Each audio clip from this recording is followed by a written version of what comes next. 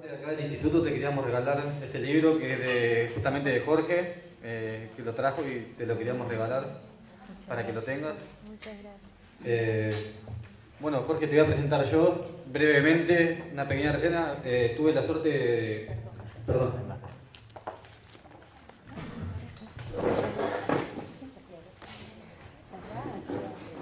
Ay, qué linda. Muchas gracias. Este es el momento de la foto.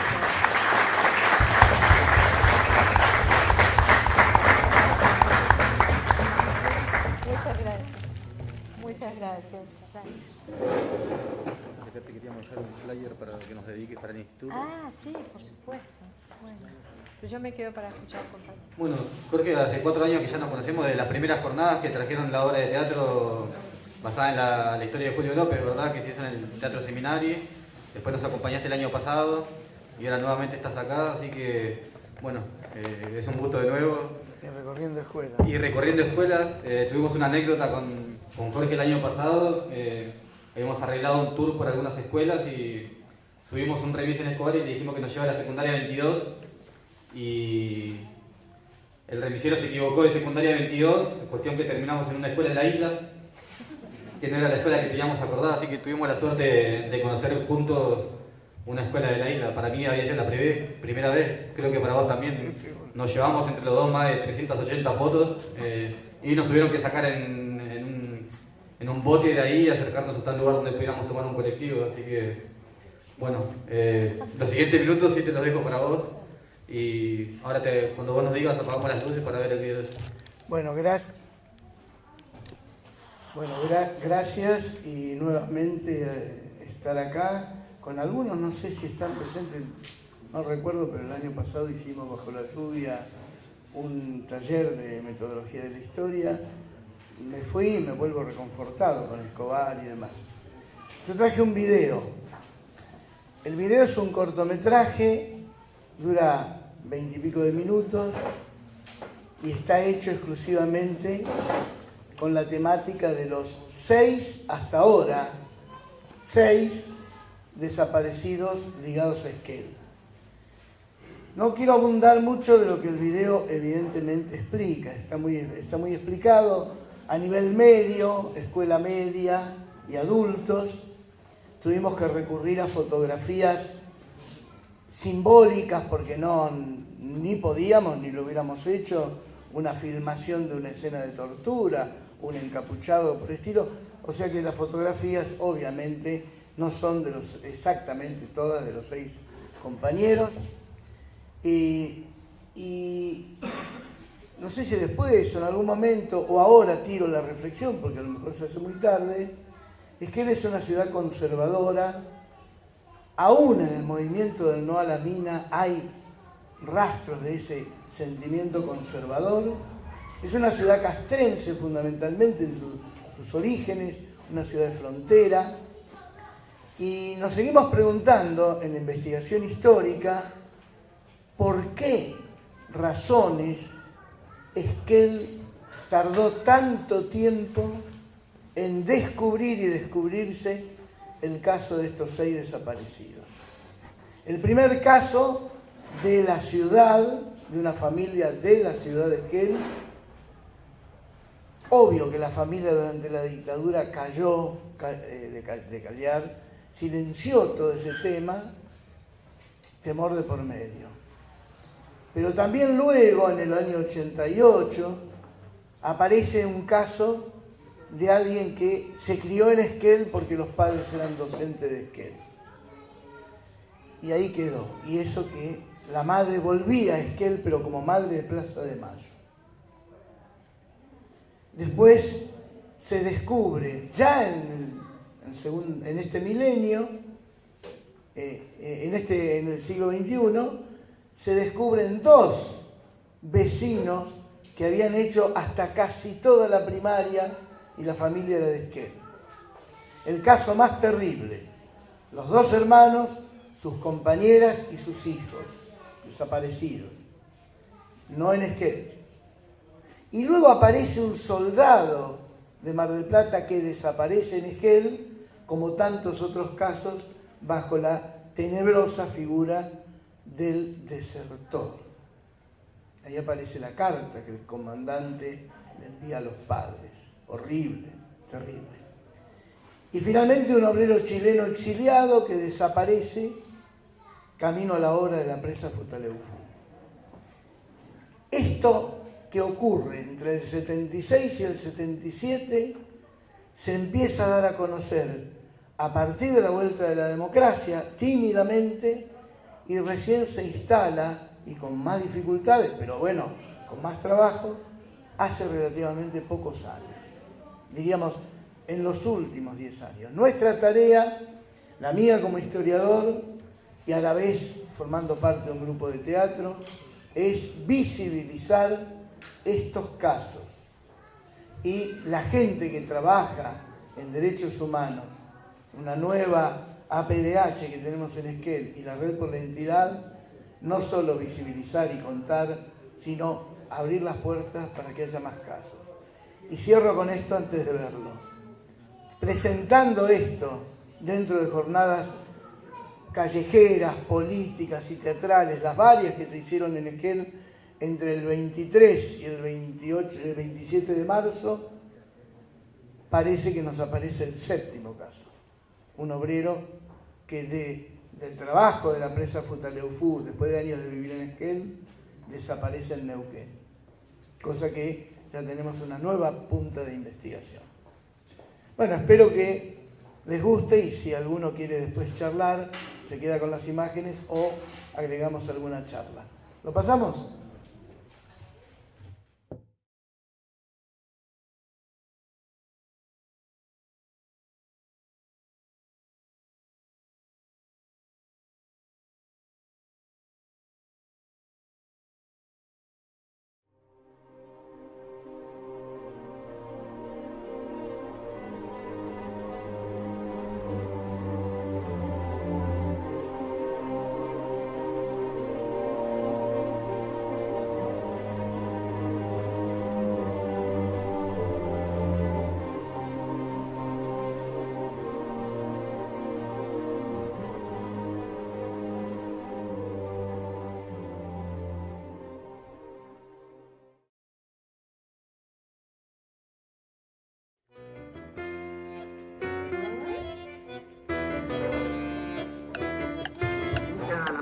Que a partir de la fecha el país se encuentra bajo el control operacional de la Junta Militar. Se recomienda a todos los habitantes el estricto acatamiento a las disposiciones y directivas que emanen de autoridad militar, de seguridad o policial, así como extremar el cuidado en evitar acciones y actitudes individuales o de grupo que puedan exigir la intervención drástica del personal en operación. Firmado Jorge Rafael Videla, Teniente General, Comandante General de Ejército. Emilio Eduardo Acera, Almirante, Comandante General de la Armada. Orlando Ramón Agosti, Brigadier General, Comandante General de la Fuerza Aérea. Creo que para comprender cabalmente lo que nos ocurrió como nación y como sociedad entre el 76 y el 83, hay que necesariamente involucrar 3 ideas fuerza que están fuertemente implicadas una con otra, que son la idea de dictadura cívico-militar, la idea de terrorismo de Estado y la idea de proceso de reorganización nacional.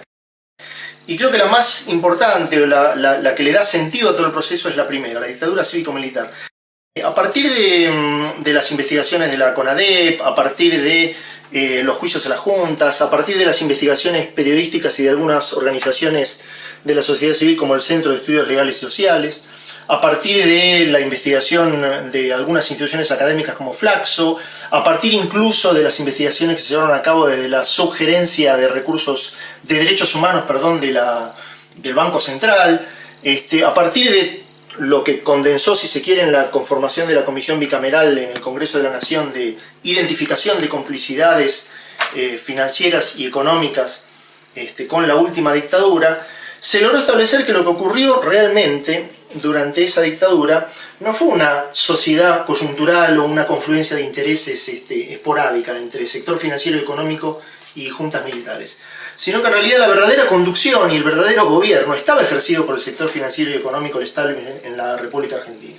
Esto es tan así que creo yo que el proceso que comenzó en el año 76 todavía no ha concluido y está desarrollándose con características similares, pero con otra base de sustentación política y social. En realidad, si uno recorre la lista de beneficiarios de las medidas económicas y financieras de esa última dictadura, va a encontrar las mismas empresas y los mismos apellidos. Va a encontrar a Bujibor, va a encontrar a Roca, va a encontrar a Soldati, va a encontrar a Macri, va a encontrar a los Anzorrey, a los Menéndez Betti, a Anchorena, Martínez de Oz, etcétera, etcétera. Ese sector va a encontrar las mismas empresas, ¿no? Ledesma, papel prensa con Clarín y con La Nación, va a encontrar Techín, va a encontrar Pescarmona, va a encontrar Ford, va a encontrar Mercedes-Benz, va a encontrar los mismos bancos que hoy están operando en la República Argentina. Y la razón de eso es que en realidad lo que hizo el sector económico y financiero nacional fue asociarse con la dictadura militar, darle sustento, financió el aparato represivo del Estado que generó el terrorismo de Estado, financió esa enorme estructura que era muy costosa en equipamiento, infraestructura y logística, que es la de los campos clandestinos de detención, de tortura y desaparición de personas, financió a los grupos de tareas, su equipamiento, su entrenamiento y su logística también, colaboró aportando todas las primeras líneas y segundas líneas de los cuadros del Ejecutivo Nacional, y por supuesto recibió todos los beneficios de las decisiones financieras y económicas que se tomaron, contratos, subsidios, créditos, un sistema de fuga de capitales. No es para nada casual que los paraísos fiscales, las cuevas fiscales como la de Panamá, hayan surgido también en la década del 70 y que las empresas y familias que hoy se descubre a través de los Panama Papers que tienen cuentas y empresas en esas cuevas fiscales sean las mismas que soportaron económica y financieramente a la dictadura. Esta idea de verdadero gobierno del sistema económico y financiero de la dictadura, y por eso dictadura cívico-militar, va íntimamente asociada a la idea de terrorismo de Estado.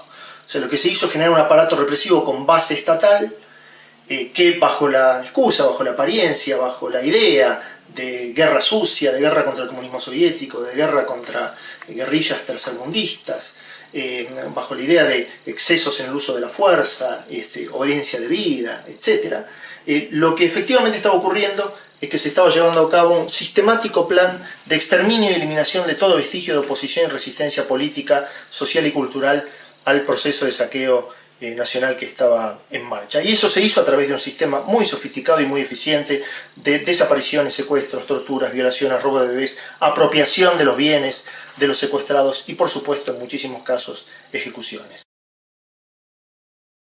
Justamente esto va de la mano de la tercera idea, que es la de proceso de reorganización. Yo creo que hubo un primer capítulo en la dictadura, un segundo capítulo que se llevó a cabo durante la década de los 90 y terminó la crisis de 2001, y está llevándose a cabo hoy un tercer capítulo de esa misma historia. Los documentos que evidenciaban cuál era el proyecto del FMI, del Banco Mundial, de la Comunidad Económica Europea, se transformaron a fines de los 80 en el Consenso de Washington, y está en marcha ahora a través de la Secretaría de Estado norteamericana y la comunidad, la Unión Europea, que hoy en día, digamos, con una diferente base de sustentación política y social y en democracia, ha logrado consolidar un proyecto económico y financiero más o menos parecido al de la dictadura, que consiste básicamente en endeudamiento externo, fuga de capitales, apertura indiscriminada del mercado interno al comercio mundial, desindustrialización, vaciamiento de las instituciones de investigación científica y tecnológica, desarticulación del sistema educativo y, por supuesto, desarticular las organizaciones sindicales y lograr abaratar y flexibilizar el trabajo argentino. Esquel es una ciudad del noroeste del Chubut. Surgió fundamentalmente por iniciativas estatales y el aporte laboral y capitales de numerosas familias inmigrantes, en especial españolas e italianas. Como fue usual en Patagonia, los sectores indígenas no recibieron tierras y fueron permanentemente desplazados. Sin industrias ni desarrollo de clase obrera, como Trelew o Comodoro Rivadavia, la ciudad vive de la administración pública, el comercio y algunos servicios, en especial del turismo. El mayor movimiento social de protesta vivido por los esquelenses ha sido el rechazo a la actividad minera, pretendida por más de una empresa y sectores políticos y económicos, locales y de la provincia. El punto de mayor tensión sucedió el 23 de marzo de 2003, un plebiscito ganado por más del 80% de los votos. En el Censo Nacional de 2010, la población no llegaba a 33.000 almas. En el de 1970, casi 14.000. En 1976, tendría poco más de 15.000 habitantes. En 2016, a 40 años del último golpe cívico-militar, la mayoría de los esquelenses desconocía los casos de detenidos desaparecidos de nuestra ciudad. Al menos 6 casos.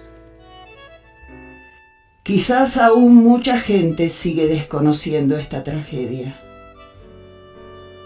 Muchos dicen que en Esquel la dictadura no se sintió, o bien eso parecía estar muy lejos, e incluso aquí no pasó nada.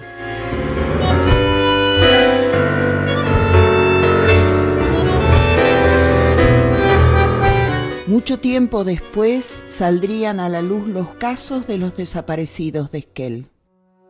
El soldado Eduardo Colela desapareció mientras cumplía con el servicio militar obligatorio en el regimiento local. Norberto Amaturi desapareció en el conurbano bonaerense. Igual Juan y José Cugura. Ricardo Vázquez, en Buenos Aires. Gaspar Medina, de origen chileno, en Futaleufú, quizás camino a la obra de la central hidroeléctrica.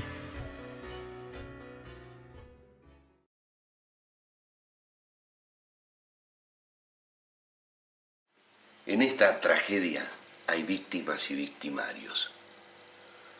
Creemos que es necesario visibilizar a estas vidas que estuvieron vinculadas con la ciudad de Esquel. Fueron 6 militantes.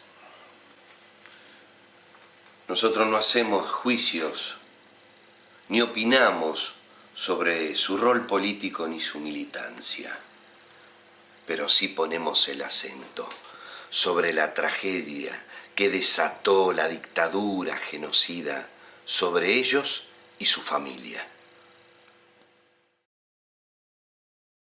Durante la última dictadura y tiempo posterior a la dictadura funcionó en nuestra sociedad lo que llamamos un pacto de silencio.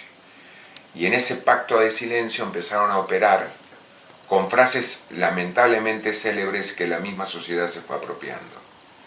Como por ejemplo, algo habrán hecho, o los argentinos somos derechos humanos en el marco de la visita de la Comisión Interamericana de Derechos Humanos, o no te metas. Esa frase hizo mella en el concepto llevar al extremo el individualismo y no ocuparse de lo que sucedía con el compañero de trabajo o con el vecino. Y bueno, estas frases operaron dentro del pensado plan sistemático de la dictadura. Y en las ciudades o pueblos como Esquel, operaron de la misma manera. La prueba está que durante los años de la dictadura a muchos funcionarios del gobierno municipal, de Catena o del gobierno provincial de Benito Fernández, se les cerraron las puertas o le quitaron los saludos por haber sido funcionario de gobiernos constitucionales.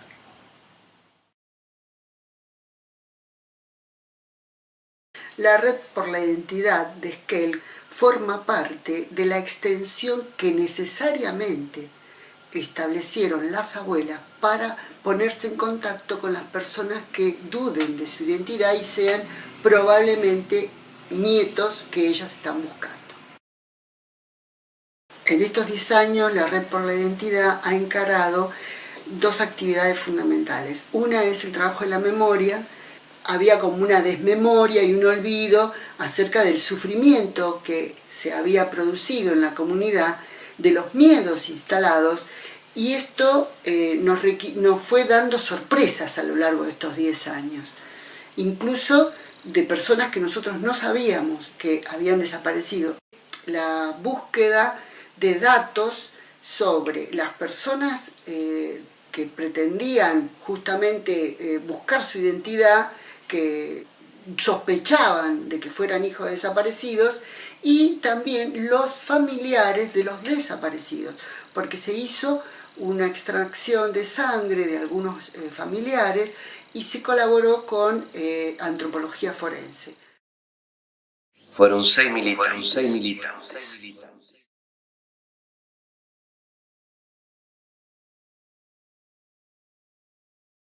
Sigan ustedes sabiendo que mucho más temprano que tarde, de nuevo, abrirán las grandes alamedas por donde pase el hombre libre para construir una sociedad mejor. ¡Viva Chile! ¡Viva el pueblo! ¡Vivan los trabajadores!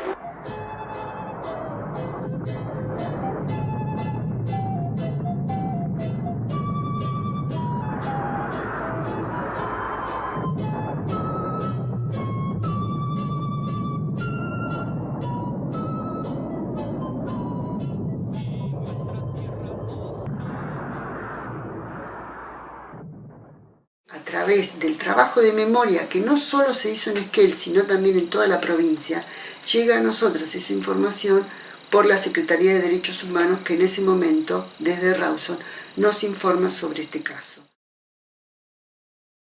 Era militante del Partido Socialista en Concepción, Chile. Trabajaba en una petroquímica cuando fue arrestado en septiembre de 1973. Tras 2 años de cárcel, pudo ingresar a Argentina, donde obtuvo el estatus de refugiado político en la ciudad de Mendoza. En septiembre de 1976, una persona informó a su esposa que Gaspar fue arrestado en un operativo militar. Lo habían subido a una camioneta y llevado con otros compañeros. Esto habría sucedido en Futaleufú, provincia de Chubut. Esposa e hijo hicieron la denuncia.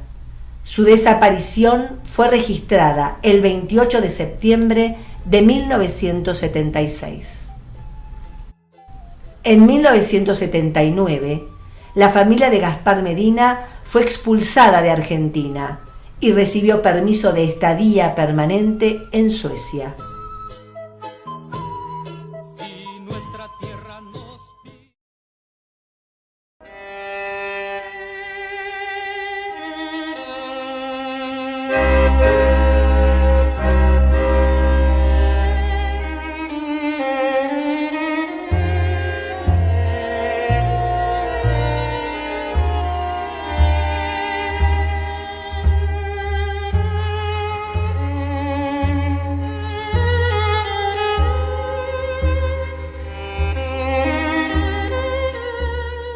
Elisa Elvira Cayul nació en 1947 en Trevelin.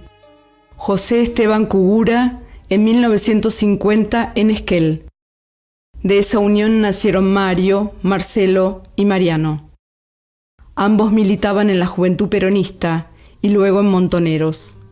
José fue secuestrado el 10 de octubre de 1977 en cercanías de La Plata. Elisa, el 23 de noviembre de 1977, en la pensión donde vivía en Avellaneda junto a sus hijos Mario y Mariano y su cuñada Olga Noemí Casado, embarazada. Marcelo estaba de vacaciones con sus abuelos paternos en Rawson. Un grupo de tareas compuesto por 8 sujetos ingresaron en la vivienda, la golpearon delante de sus 2 hijos y destruyeron todo a su paso. La llevaron ensangrentada. Su hijo mayor, Mario, la vio así por última vez.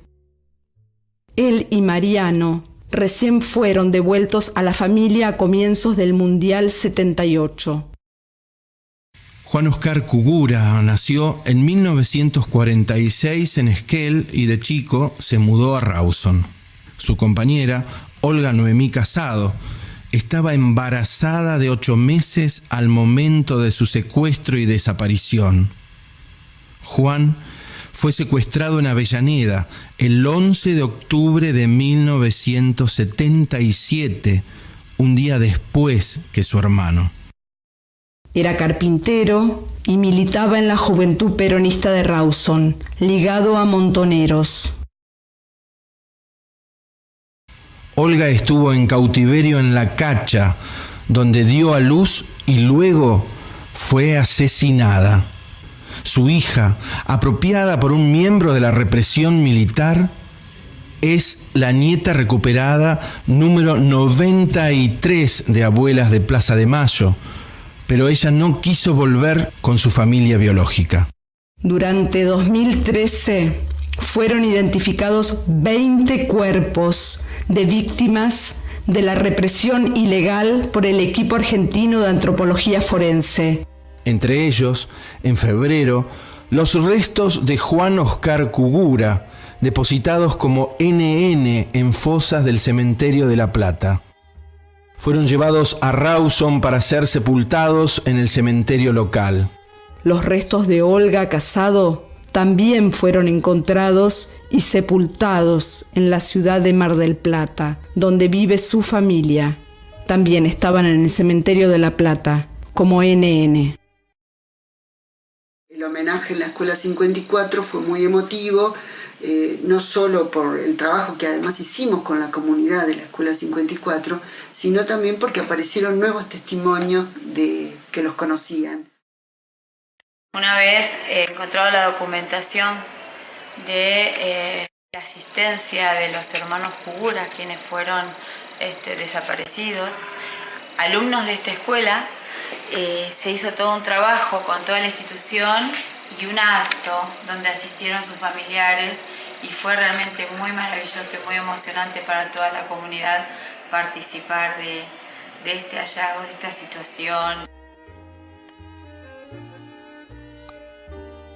Aún falta aparecer los cuerpos de José y Elisa. Ella también embarazada. Habría dado a luz un varón, según algunos sobrevivientes, en La Cacha.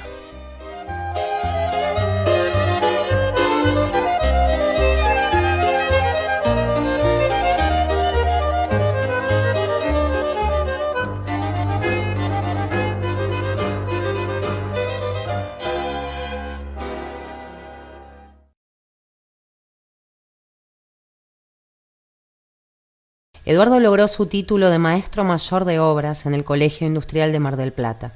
También era jugador de básquet del Club Peñarol. Militaba en la Unión de Estudiantes Secundarios, formando parte del centro de estudiantes de su colegio y luchando por el boleto estudiantil. Fue incorporado al servicio militar obligatorio en el regimiento de Esquel, donde llegó a ser nombrado dragoneante. A poco de acceder a la baja, fue secuestrado y desaparecido. El 10 de noviembre de 1976, un grupo de civiles armados allanó el domicilio familiar buscando a Eduardo. Al enterarse que era soldado en Esquel, se retiraron.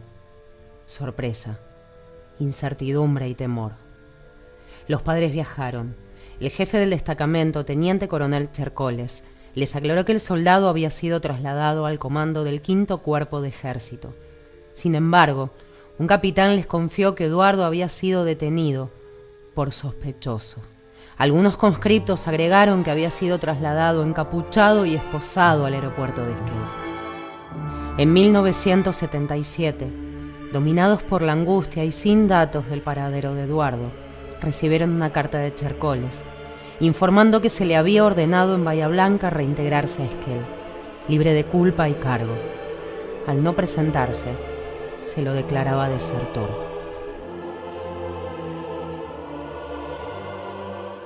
Para nosotros fue muy impactante, pusimos su foto en Facebook, informamos a la comunidad que había un desaparecido en Esquel, que nadie lo nombraba. Esto fue por el acercamiento de un vecino de Esquel, que justamente haciendo trabajo de memoria se animó a contarnos. hicimos una escultura, un monumento a su memoria a orillas del arroyo Esquel frente al regimiento, como una manera de reafirmar esa memoria con una placa que varias veces fue destruida. Eduardo Alberto Colela jamás apareció. Su padre, Alberto, quedó herido de muerte. Elvira Santoro de Colela, Cacha, con otras mujeres, integró Madres de Plaza de Mayo. Este caso es similar al del soldado José Rodríguez Diegues, desaparecido en Sarmiento, Chubut, durante 1976. En el país habría al menos 100 soldados detenidos desaparecidos.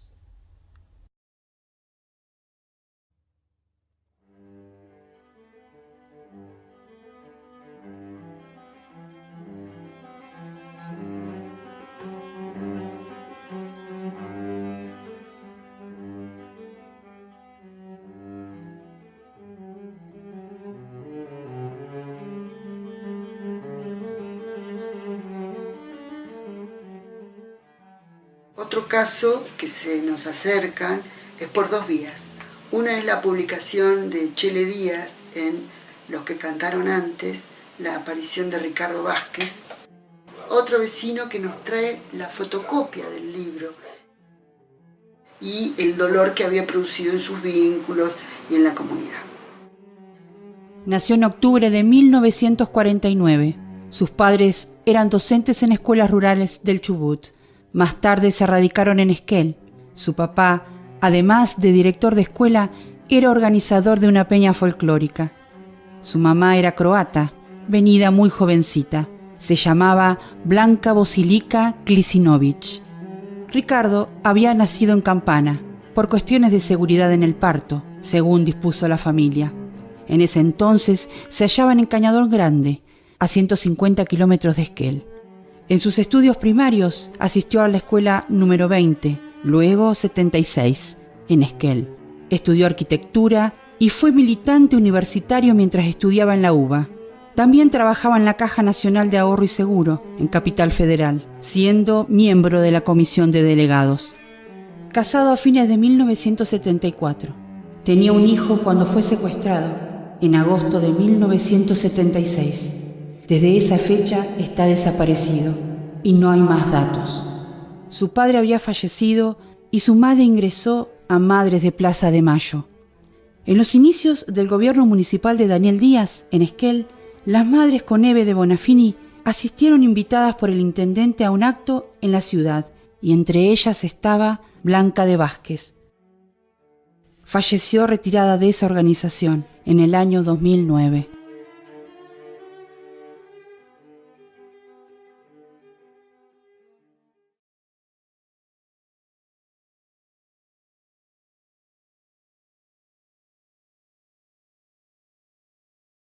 Nosotros veíamos que había una placa con su nombre, pero no hacía referencia a por qué estaba su nombre ahí. Es decir, que el vecino, el joven que pasaba por esa plazoleta no sabía por qué estaba. Entonces nosotros lo que creímos necesario era poner una placa con la identificación de la fecha en la que había sido secuestrado y las razones, es decir, su pertenencia política.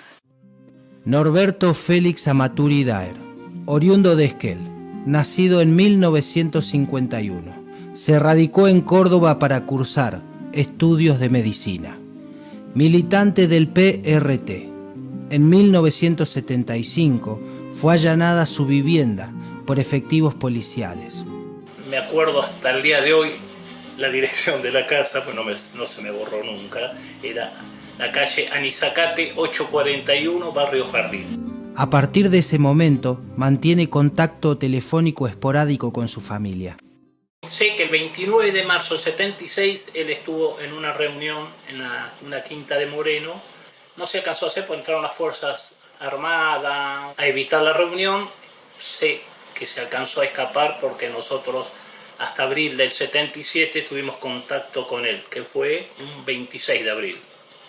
A partir de ese momento dejamos de tener noticia de él hasta el día de hoy. No sabemos absolutamente nada. Si estuvo en algún centro clandestino o no, porque no tenemos información. Sabemos que estuvo en la Casa Quinta de Moreno, primero por el abogado que lleva la causa de mi hermano, que es el doctor Pablo Yonto.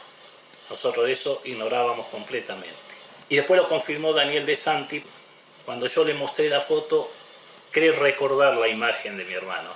Y me dice, yo estuve en esa reunión, no se alcanzó a hacer, pero ahí hubieron muertos, detenidos, desaparecidos. Después de ahí mi hermano al escaparse no sé a dónde fue, porque nunca nos quiso decir mientras teníamos contacto con él en qué lugar estaba. Una semana antes del golpe viene a Esquel, tuvo 2 días. En abril del 77 fue el último llamado telefónico. Que nos dijo, bueno, el domingo que viene lo llamo porque ellos mi viejo lo iban a ir a ver. Mi viejo ya tenía el pasaje y todo. La llamada esa nunca se hizo. Sus hermanos, Graciela, Héctor y Rubén, han realizado múltiples gestiones a la fecha, infructuosas, por ubicarlo al principio y por obtener información de sus posibles restos. En uno de los viajes que hice a Buenos Aires, que fue en octubre del 2006, fui a la oficina de antropología forense, me saqué sangre. En la oficina la gente que me atendió me dijo que habían varios restos para identificar, pero bueno, que todo eso llevaba tiempo porque habían estudios que no se podían realizar en Argentina y que se tenía que mandar a Estados Unidos. En el verano del 2008 nos mandan a decir de que necesitaban 2 muestras más de sangre. Acá el que le sacó sangre a mi madre y a mi hermana fue Elvira Gauna. Hasta el momento ni un tipo de novedad. Y ya hicieron 11 años.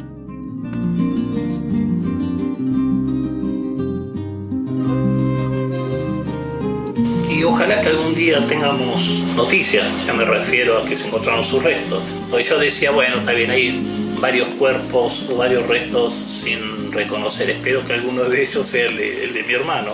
Aunque duela mucho, pero es una tranquilidad que vamos a tener. Sobre todo para ella, que cada vez que pasan los años se le hace más difícil vivir con este dolor que lleva, ¿no? Y ella siempre nos dice, yo me voy a morir de mi hijo, nada. En el Colegio 713 de Esquel se decidió imponer su nombre a la biblioteca. Entre los años 2010 y 2013 trabajamos en un proyecto provincial denominado Futuro con Memoria, cuyo objetivo era rescatar la memoria de lo que había sucedido en Esquel durante los años de la última dictadura militar. Los alumnos eligieron como tema los desaparecidos de Esquel y los combatientes de Malvinas. Se trabajó con chicos de los colegios 713 y 791 en su nivel secundario. En el año 2012, a partir de una resolución ministerial, se convoca a las bibliotecas escolares a seleccionar un nombre. En el colegio 713, la bibliotecaria Teresa Viana hace la convocatoria y el grupo de alumnos justamente de Futuro con Memoria propuso el nombre de Norberto Maturi, que fue finalmente elegido a partir de una votación en la que participaron entre alumnos y docentes más de 500 personas. Finalmente, en el año 2013 llegó la resolución aprobada y en noviembre de ese año se hizo un acto en el colegio donde se impuso el nombre de Norberto Amaturi a la biblioteca del colegio con una placa que hoy recuerda su nombre. Me acuerdo de mi hermano todos los días de mi vida. Y bueno, y espero encontrar su resto, traérmelo a Esquel, dejarlo junto a mi viejo y decir, bueno, ahora sí, apoyo la cabeza a la almohada, puedo vivir tranquilo, en paz, porque sé dónde está él. Y mi madre pueda vivir con tranquilidad. Es una mujer de 84 años que está sufriendo desde los 44, 43 años esto, ¿no? La mitad de su vida se lo pasó llorando. Aunque no me lo crean, todos los días me lo nombra. Es más, me dice a mí, Beto. Anualmente, cuando se evoca la fecha del golpe y se moviliza en Esquel por memoria, verdad y justicia, se incluye su nombre en los recordatorios y fue inaugurada una placa conmemorativa en una plazoleta de la avenida Alvear.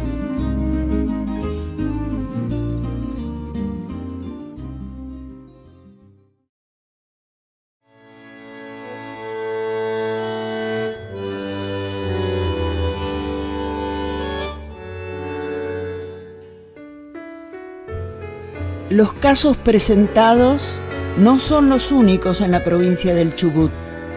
Lamentablemente, numerosas detenciones y torturas seguidas de muerte o desapariciones completan una lista macabra cuyos nombres esperan aún que se haga justicia.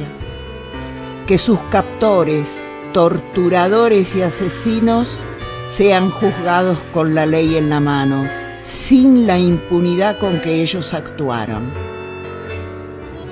Ni olvido ni perdón, solo justicia.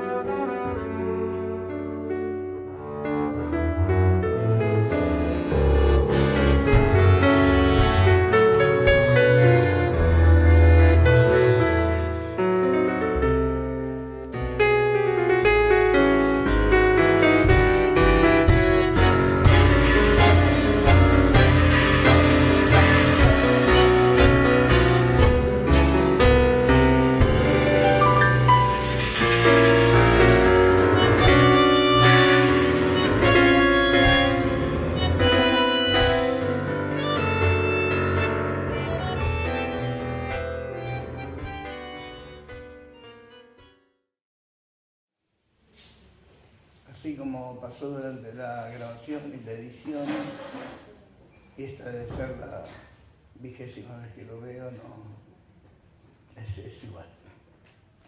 Muchas gracias.